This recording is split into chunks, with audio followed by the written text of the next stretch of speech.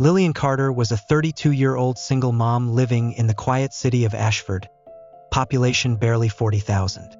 She was known for two things: her devotion to her 8-year-old daughter, Lily, and her tireless work as a nurse at St. Mary's Community Hospital. Neighbors described her as the kind of person who shoveled the sidewalk for elderly neighbors and brought cupcakes to school events even when money was tight. Life wasn't easy. Her divorce from her ex-husband, Mark, had been bitter, leaving behind a trail of custody battles and late-night arguments. But Lilian was rebuilding.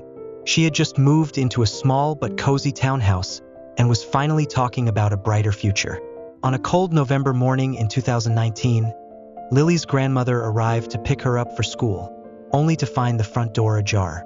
Inside, the house was eerily silent except for the steady hum of the refrigerator.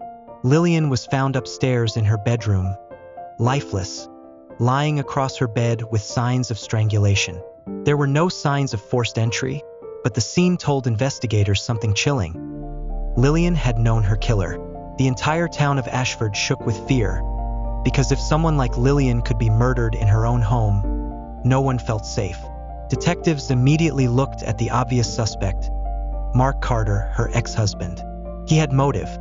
The custody battle had grown ugly, with Lilian recently filing for full custody after Mark missed multiple visits. Police uncovered threatening text messages from Mark. "If you take Lily from me, you'll regret it. Don't push me, Lilian. You don't know what I'm capable of." To investigators, it seemed like an open and shut case. But then came the problem: Mark had an airtight alibi.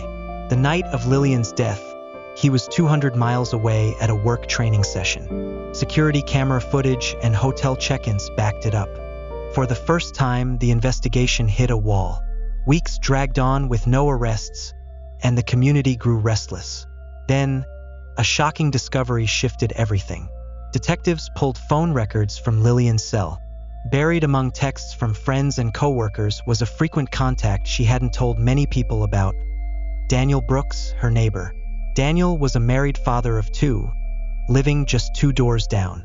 On the surface, he was the friendly family man, helping shovel snow, waving from his driveway. But Lilian's best friend revealed the secret. Lilian and Daniel had been having an on-and-off affair for nearly a year.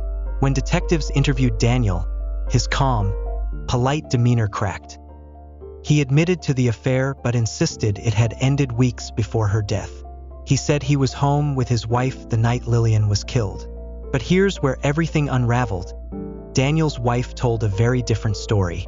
She admitted he wasn't home until nearly 3 a.m. that night. Investigators dug deeper. A neighbor's doorbell camera captured Daniel's car driving toward Lilian Street around 11:45 p.m., just an hour before her estimated time of death. Forensic analysis revealed fibers on Lilian's bedsheet that matched Daniel's jacket. And when detectives confronted him with the evidence, his story changed again. He finally confessed, not to murder, but to visiting her to talk. He claimed Lilian had threatened to tell his wife about the affair. According to him, things escalated. He insisted he didn't mean to hurt her, but in a moment of rage, he had strangled her.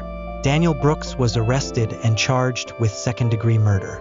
In court, the prosecution painted a picture of a man living a double life, desperate to protect his reputation, who silenced Lilian when she became a threat. Lilian's ex-husband, once vilified by the community, was cleared of suspicion, though the ordeal left scars on his relationship with his daughter. At sentencing, Daniel's wife wept, not just for Lilian, but for the betrayal that destroyed her own family. He was sentenced to 25 years to life in prison. Lilian's story left Ashford haunted. The tragedy wasn't just that she died. It was that her killer was someone she trusted, someone who lived steps away from her front door. Her daughter, Lily, now lives with her grandmother, growing up with only stories and photographs to remember her mother by. And in Ashford, the case remains a grim reminder. Sometimes the real danger isn't the obvious suspect. It's the person hiding in plain sight.